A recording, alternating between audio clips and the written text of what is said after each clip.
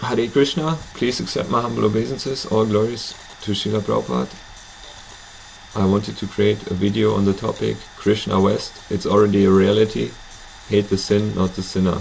So, when I became a devotee, I was chanting in one train, and the first devotee I met, he also took out his bead bag and started chanting, and I just said Hare Krishna. So I was thinking, this guy is just smelling, like he was smoking something, But anyways, then I associated with this Namahata group. I went there, and I had heard from Prabhupada previously, in Sanskrit there's no word for divorce. So basically, then I went to these devotees, and basically everybody was divorced. So I was thinking, okay, something is strange here. I had already heard some things about the guru scam on the internet before, so I was just checking out the different camps. So then later, when I went to the Rasayatra festival, I met like the only devotee from the city where I live, and he was a homosexual. So basically, what could I say? He was telling me, okay, I'm gay married or something like this, and it's not illicit sex. Well, according to Prabhupada, it is illicit sex.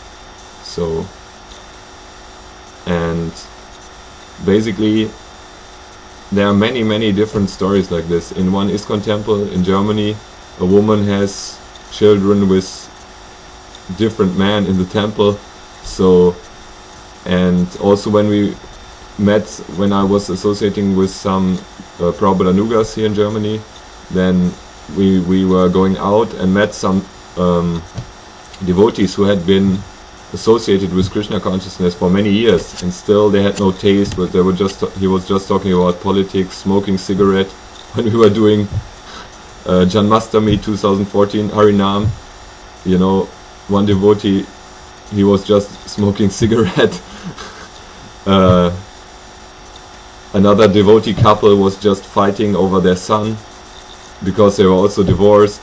So basically, one of the big brahmacharis and book distributors here in Germany from ISKCON, he now goes to nightclubs, because he was repressing his sexuality, and so now, he, after some time, of course, what can repression accomplish, So, and also senior devotees said after many years of chanting here, still in the West, they cannot practice regulative principles. One senior devotee told me this. So basically what we see now is that after 50 years of ISKCON, that Krishna West is already a reality. There's no need to, make a new website, Krishna West. It's already real, That's my experience. So, and I have even found proof from Srila Prabhupada himself that in the West, basically, people cannot follow the regulative principles, what we are seeing by our personal experience here in the West. So this is from Srila Prabhupada Uvacha by Shrutakirti Das, chapter 62, chanting and following the principles. So here Prabhupada is saying, or let me read the introductory sentence. Devotees often asked Srila Prabhupada about following certain rules in regard to Ekadashi or following Chaturmas. Quote, "My disciples, they cannot even chant 16 rounds and follow the principles," he responded. "What is the use of these other rules and regulations? First, just do these things. Do the simple things that I ask you to do. Don't concern yourself with all these rituals. First chant your 16 rounds and follow the principles." Unquote. One day a brahmachari entered Srila Prabhupada's room and told him he had fallen down with a woman. He suggested to Srila Prabhupada that perhaps he should get married. Quote, "Marriage? Why do you think marriage is going to solve your difficulties?" Unquote. Srila Prabhupada answered, quote, "You should chant. Just chant Hare Krishna. Chant your 16 rounds." Unquote. So, what I want to say with this video, because I was also criticized from some Prabhupada Nugas for basically just stating the truth, that it's already a reality, just wake up, just open your eyes, and just keep don't keep blindly preaching some message that, you know, simply hasn't turned to reality, you know. Because I was talking to another senior devotee who's in ISKCON, and he told me that basically many devotees in the ISKCON temples were actually homos. So, and these people told him they couldn't stop these homosex activities, you know. So we just have to acknowledge this as a reality. It is a Kali Yuga reality, that basically the Western people can't apparently practice this Vedic standard, you know. In Kali Yuga, apparently even the devotees, I mean, these people are chanting, they're doing the temple activities, book distribution, so despite all these things, it has been possible for them to actually advance to what Prabhupada says is even the human level, you know. And so I would say, hate the sin, don't hate the sinner, you know. Because if you try to find anybody who's perfect, you will end up with nobody, you know. Basically, then if you try to find the perfect devotees, then you will not find anybody. So everybody has faults, you know. And what can be done about it? So the real thing is chanting the holy name. And even this homosexual I met from my city, who was also devotee, he was chanting the 16 rounds at this time. So, and he was doing some good work, giving Ganges water to some ill patients in the hospital where he's working. So at least he was practicing, you know. I know many devotees who are not even chanting anymore. And I had the same problem for many years, that I couldn't chant the holy name at all. Hare Krishna Mahamantra. So basically I would say we just have to accept this as a reality. Here's the proof from Srila Prabhupada himself that it is a reality, that it has been a reality. And we just need to continue, you know, because I think this drives people away from Krishna consciousness, because they feel ashamed, you know. Like even many of the gurus, or so-called gurus of ISKCON, they were offered that they can step down from sannyas and get a lifelong pension from ISKCON, but they didn't do it. Nobody did it, you know, because of the social pressure, prestige, you know, shame maybe also.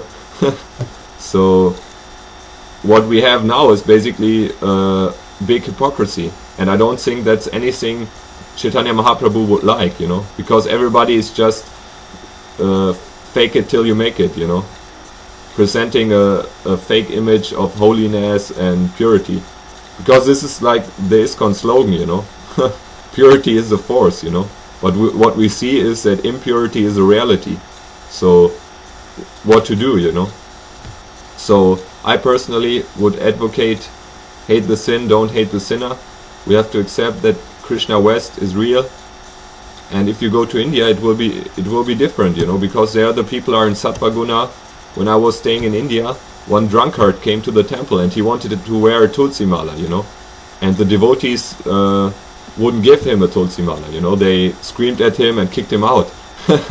So when I was staying in Germany, we had this one guy who was coming to the temple and was smoking in front of the deities. So, and I also screamed at him. Because this is a aparad, you know, but this is just, you know, the kind of people we have to deal with in the West, you know. So, I mean, at least he had some appreciation. He liked to do kirtan, you know. So, I mean, what can be done, you know? And as far as I understand, Prabhupada was saying, when preaching is not possible anymore, then just kirtan and prasadam. So basically, what we have seen, you know, if we continue preaching like Prabhupada, you know, purity is a force, then we're just making a big hypocrisy, you know, because, or, you know, another slogan would be, Krishna is light, and where Krishna is, there cannot be any darkness, you know. What we see in Kali Yuga is the opposite, you know. So I would just say, let's follow Chaitanya Mahaprabhu, We have to accept this, that these rules and regulations are not working in the Kali Yuga apparently.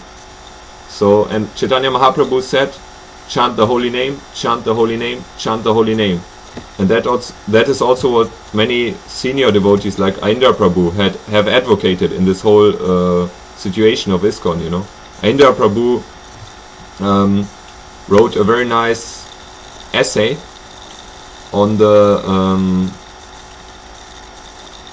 the crisis in ISKCON, because he had been aware, you know, that certain things in ISKCON are definitely not right. So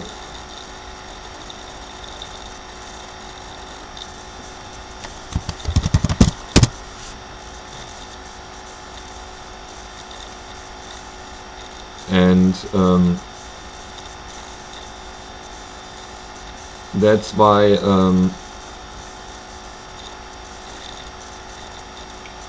he wrote this text, Religio Institutional Psy-War. A call to arms. First, intelligently fight institutional Maya with the most powerful weapon of the holy name. Second, form local daily Nama Sankirtan cells worldwide. Third, regularly congregate for prolonged mass Harinam Sankirtan demonstrations. Fourth, start chanting a minimum of 1 lakh of holy names daily. Fifth, confront local regional and zonal institutional authorities and convince them to do the same. It's either shape up or ship out. 6. Organize a grassroots signature campaign to express the general lack of confidence in the current institutional leadership. 7. Transition from the problem think to the solution think mindset. 8. Be Krishna conscious in all circumstantial success or failure. If we are not part of the solution, we are part of the problem. The solution is simple for the simple. Hari Namaiva Kevalam. Take shelter of the holy name as your only business. Nothing to lose, everything to gain. Aindra Prabhu. Hare Krishna.